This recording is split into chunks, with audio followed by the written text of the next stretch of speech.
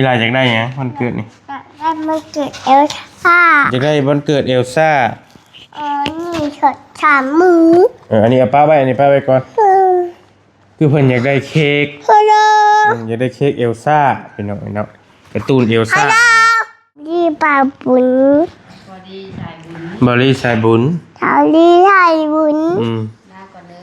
ว่ากันเด้อพี่ลายกินข้าวแล้วมันนี่เราเบาดีไทยบุญบอลี่สายบุญไพ่เป็นบอลี่สายบุญเบาดีไทยเบาดีไทยบุญบอลี่สายบุญไพ่นะพี่น้อยห่างหายกันไปดนพอสมควรสบายดีลูกสบายดี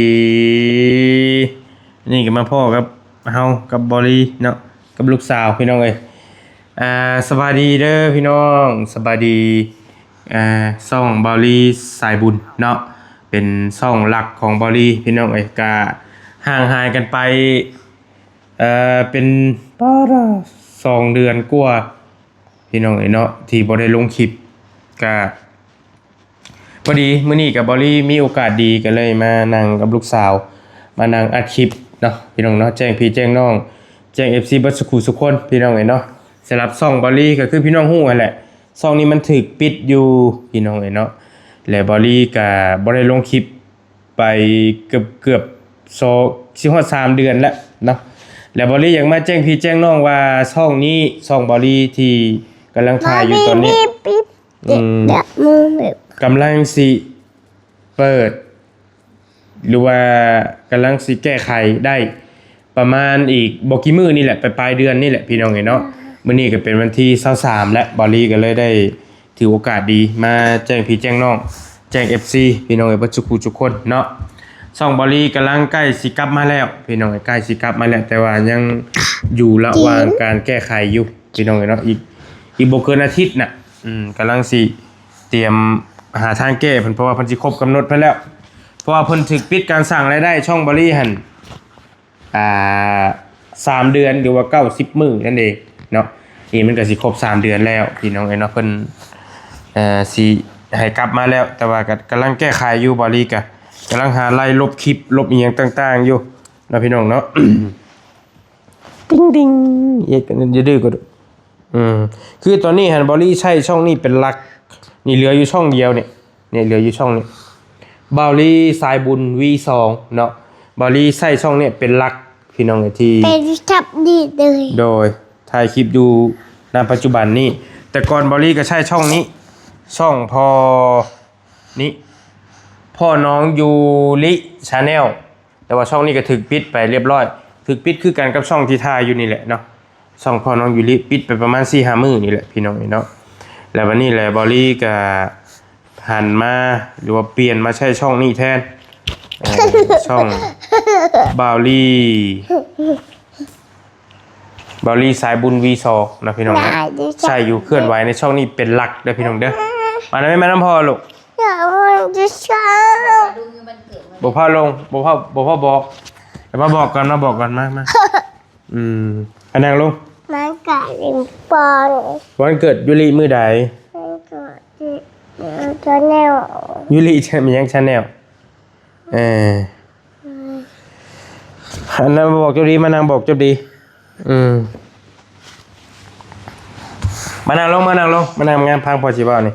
พังวันเกิดยูริมื้อใดเกิดวันชุดวันที่หยังวันที่ชุดวันที่ศุกร์เอาพี่น้องเอ้ยเอาพังพอสิว่าพังพอว่าก่อนกับวันเกิดยูริเดี๋ยวพี่น้องเดี๋ยววันเกิดลูกสาวเพิ่นสิมาฮอดแล้วเนาะพังก่อนมานั่งพอวันเกิดแน่ๆจริงเดี๋ยวพังก่อนวันเกิดแน่ๆเอาบ่เค้กอีหล่ะบ่เค้กวันเกิดแน่ๆที่ฮอดแล้ววันเกิดยูริเน่ๆน้ำหลังยูริก่อนพังพอสิบอกให้ฟังฮะเอาอย่างนั้นให้กระตุ้นนี้ค่ะป้าแล้วจังเบิ่งวันนี้มื้อใดวันเกิดนี้จะพาเบิ่งแป๊บเดียวบอกวันเกิดป้าลุงก่อนวันเกิดอีหลามื้อใดวันเกิดอีหลามื้อใดมันเกิดดิ เกิด วันที่หยัง วันที่12 วันที่12มาได้ใช้ วันที่12 พังพอบ่ตามพ่อเด้อวันเกิดยุลีวันที่หยังวันที่หยังวันที่หยังไปเบิ่งน้ำแม่ไปเถอะเด้อไปเบิ่งน้ำหลังได้เถอะเด้อไปป้าพ่อเลย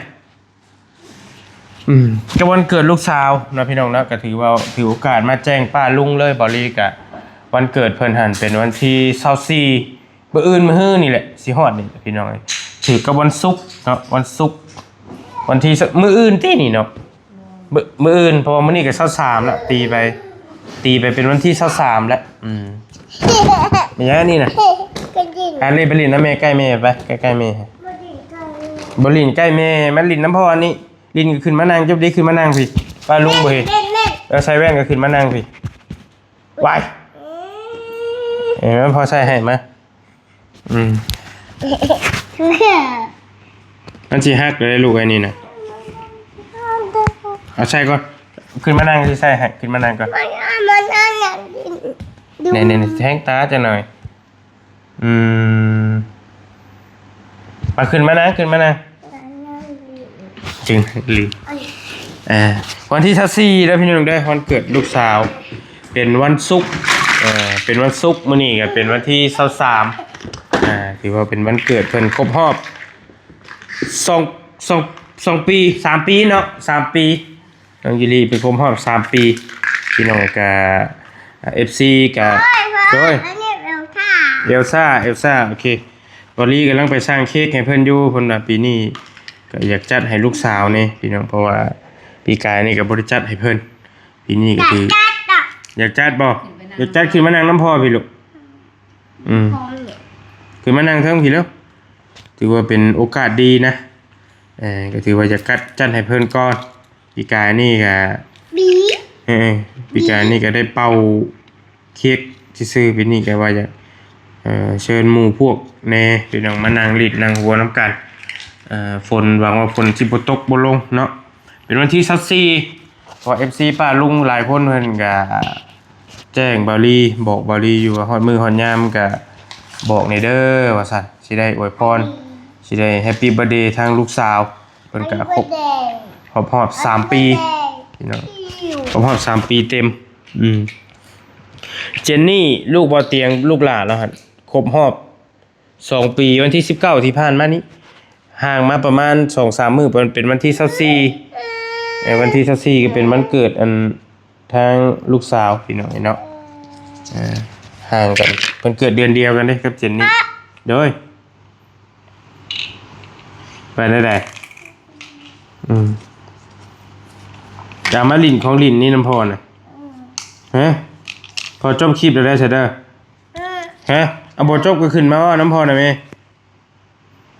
ให้แม่ปิดอะไรให้แม่ปิดคลิปอะไรให้แม่ปิดคลิปอะไรเอาขึ้นมานั่งเทิงพี่ลูกขึ้นมานั่งเทิงพี่แล้ว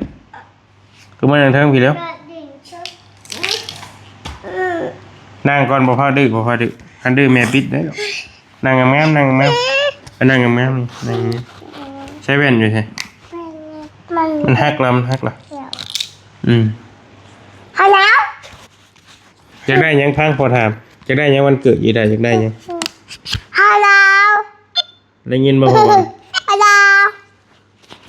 พังพอว่านี่อยากได้ยังวันเกิดนะวันเกิดอยากได้ยังฮัลโหลให้แม่ปิดคลิปได้ซะเด้อแม่ปิดคลิปได้แน่เรียบร้อยปิดเลยเนาะดูดิบอกว่าน้ำไปละไปเลยเนาะว่าน้ำพอใช่ว่าน้ำพอก่อนโอเคปิดเอาไว้เฉยพี่จะนี่เปิดแล้วเปิดยูรีเปิดน้ำแม่ไปเปิดน้ำแม่ติ้งโอเคไปวันนี้ได้เนี่ยโอเคมาพี่บันนี่ไหมลองเอาว่าน้ำปลาลุงอีลาอยากได้ยังวันเกิดนี่มันเกิดเอลซ่าอยากได้วันเกิดเอลซ่านี่ช็อต3 มืออันนี้เอาป้าไว้ก่อน คือเพิ่นอยากได้เค้ก ฮัลโหล อยากได้เค้กเอลซ่าพี่น้องเนาะการ์ตูนเอลซ่าพังบ่พอว่าพัง ฮัลโหล บ่ให้แม่ปิดเนาะ ฮัลโหลพี่ฮัลโหลพี่ก่อนเด้ ค่อยสบายดีกันกว่านะสบายดีงาม ขึ้นมาก่อน ส เลย บายดี โบเห็น ฮะ โบเห็นดีขึ้นเพิ่งน้ำพอก่อน บ่จะดีก็ลูก จิ๊บจิ๊บ มาบัดอยู่ชื่อแล้วให้ถ่ายคลิปน่ะเต้นให้ป้าลุงเบิ่งก่อนซะ อย่าเทตนเอง เต้น อย่าทนเอง ตึง อย่าทนเอง อีโบเป็น อย่าทน จับเลยไม่จับงามมัน พออย่าทนเอง ช่อง A มันยังช่อง A น่ะ อย่าทนเองอย่าโดนให้ตนเอง เต้นเพลงช่อง A พอเปิดบ่ได้ลูก จะเปิดได้ เปิดบ่ได้ ร้องนะ อย่าน้อ เป็นช่อง A แบบใด ทนเองจะพอนี่ ให้แม่ปิดก่อนให้แม่ปิดเด้อแม่ปิดเนาะ ปิด สบายดีสวย สบายดี ๆสบายดีค่ะ สบายดีค่ะ เวลาส่งพออยู่ สวัสดีค่ะลุงพอลินป่าบุญ เช่นหยังก็ ลุงพอลีป่าบุญ พอดีสายบุญ บริสายบุญ ชาวลีไทยบุญ ลาก่อนเด้ อืม ว่ากันเด้อ อีหลายกินข้าวแล้วมื้อนี้ เราเบาดีไทยบุญ บริสายบุญไผเป็นบริสายบุญน่ะ เบาดีไทยเบาดีไทยบุญ บริสายบุญไผน่ะไผน่ะ เอ๊ะ ผู้นั้นไผ ใช่ สวัสดี สวัสดี โบเห็นขึ้นเพิ่งก่อน สวัสดี โบเห็นนับขึ้นก่อน ไปนอนบ่มื้อนี้มานอนบ่ นอนหน่อยพี่ต้น ให้แม่พาเขานอนไป อืม เขานอนไปมื้อนี้ไปแม่พาเขานอนไป พี่กะ แม่พาเขานอนก่อนไป พี่กะ ไปแม่พาเขานอนแล้ว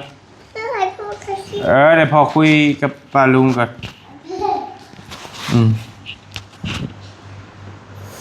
โอเคเพิ่นก็สีดื้อประมาณนี้แหละลูกสาวก็ได้พี่น้องกำลังซนกำลังอยากให้เอามุกเอาใจเพิ่นทางลูกสาวกับเพิ่นก็กำลังแอบแล้วแต่อารมณ์เพิ่นดอกพี่น้องเนี่ยบางทีเขาปิดคลิปไปแล้วก็ย่าแอบนึกเห็นลูกสาวเพชรเลยลูกสาวเพชรอยู่เซโปนที่บริไปถ่ายแล้วก็พอเฮาไปถ่ายคลิปหรือว่ามีแขกไปหาเพิ่นก็สิมักแอบแต่พอแขกเมื่อแล้วก็ซื่อๆบัดนั่นนะพี่น้องก็บ่มีหยังหลายบริคลิปนี้มาแจ้งพี่แจ้งน้องเนาะแจ้ง FC บัดทุกท่านบัดสุขุทุกคนพี่น้องเรื่องช่องบริหั่นแหละคือมันก็สิกลับมาได้แล้ว แต่ว่ามันสิได้มากลับมาได้ 100% บ่ยังบ่มั่นใจบริเองกำลังหาลบคลิปกำลังไล่ลบคลิปคลิปไล่เป็นหยังจังว่าไล่ลบคลิปไล่ลบคลิปเกี่ยวกับมันที่มันคลิปที่มันผิดกฎชุมชนนั่นแหละเพิ่นบ่แจ้งเพิ่นบ่ได้แจ้งเฮาว่าคลิปใดมันผิดมีแต่เฮากะเอาเองสังเกตเอาเองว่าคลิปนี้มันทรงสิผิดเฮาก็ลบออกสินะพี่น้องเนาะเพราะว่ากฎชุมชนนี่เพิ่นเคร่งครัดเรื่องเด็กหรือว่าเยาวชนอายุบ่ฮอด18 ปีและคลิปของบอลลี่นี่ก็มีจำนวนหลายพอสมควรยกตัวอย่างเช่นเฮาไปแจกเครื่องตามหมู่บ้านสถานที่ต่างๆในชนบทมันก็มีเด็กน้อยปะปนกันหลายเนาะในสถานที่นั้นๆแล้วก็เด็กน้อยขายผักขายหน่อไม้ขายเห็ดขายปูขายปลา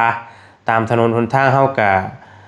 ลงไปถ่ายคลิปแล้วก็ไปซื้อซอยน้องๆเพิ่นมันก็ลวงลายเพราะว่าบอลลี่ทำคลิปเกี่ยวกับช่วยเหลือคือพี่น้องฮู้นั่นแหละแล้วก็บัดนี้แหละทาง YouTube เพิ่นว่าเฮานี่เฮ็ดผิดกฎของ YouTube ทั้งที่เฮานี่บ่ฮู้โตหยังว่าเฮาผิดนั่นนะและเฮาก็บ่ฮู้อีกว่าคลิปใดที่มันผิดอาจจะมีคลิป1หรือ2คลิปก็ได้ที่มันผิดแต่เพิ่นบ่ได้บอกว่าคลิปนั่นผิดก็เฮาก็บ่จักอีกจำเป็นต้องเป็นไล่ลบบ่ได้ลบเป็นหลายร้อยคลิปแหละที่เป็นพันคลิปแล้วบ่จักไล่ลบคลิปที่มันเกี่ยวกับเยาวชนหั่นน่ะที่มันจริงๆมันก็บ่ได้มีหยังหลาย แต่มันเฮาถ่ายบางทีถ่ายเด็กน้อยหาบน้ำเด็กน้อยอ่าหาบหน่อไม้หาบผักหาบหญ้าสินะเฮ็ดเวียกเฮ็ดงานนำแน่เฮาก็ถ่ายแล้วยันบางทีเพิ่นน่ะให้เฮาตีว่าเฮานี่ใช้แรงงานเด็กอีหยังสินะก็เลยหาไล่ลบออบจริงๆมันก็กด YouTube มันก็มีอยู่เพิ่นก็บอกว่าอยู่เกี่ยวกับความรุนแรงการทารุณสัตว์เนาะการกับใช้วาจาที่มันบ่สุภาพนี่ก็บางอันก็มีผลพี่น้องเนาะก็หลายอย่างอยู่ก็บอลี่เองก็ถูกปิดช่องไปทั้ง3ช่องเลยเนาะคือพี่น้องฮู้หั่นแหละนี่ช่องที่บอลี่ถ่ายอยู่นี่บอลี่ถูกปิดนี่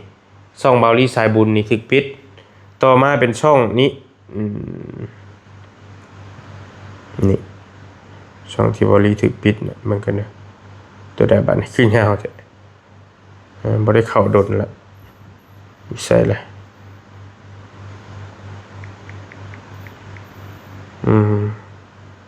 ต่อมาช่องนี้ถูกปิดนี่ต่อมาช่องนี้ถูกปิด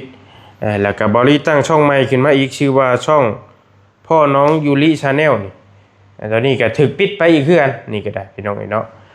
แล้วก็บอลี่เหลืออยู่ช่องเดียวคือบอกพี่น้องไปนั่นแหละเหลืออยู่ช่องนี้ตอนนี้